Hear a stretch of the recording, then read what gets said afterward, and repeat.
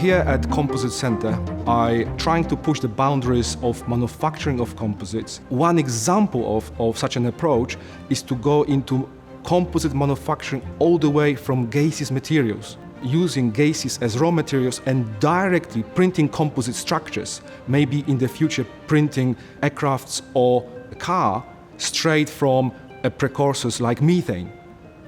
We have a very strong relationship and understanding with industry because we are able to understand what industry expects from us. At the same time, provide them the deep academic rigor and understanding of the problem.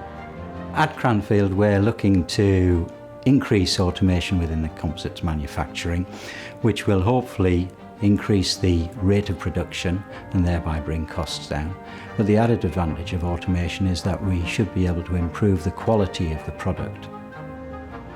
The principal benefits for UK industry would be access and advice on latest technology and demonstration of those techniques at a laboratory scale, but also the supply chain of young brains. Access to young master students. We train roughly 80 students in lightweight structures and materials over the year.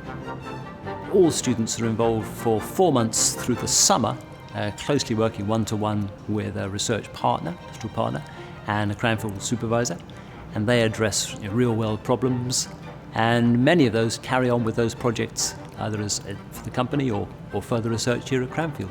My PhD is industrially sponsored by a company called AkzoNobel who make performance coatings. Not only do they sponsor the PhD, but we work with the employees from AkzoNobel and done a lot of testing and work alongside them.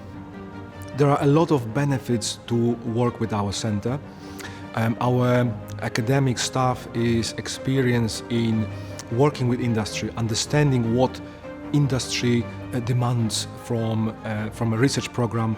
We are innovating in a number of composite technologies and leading the way for the future use of composites.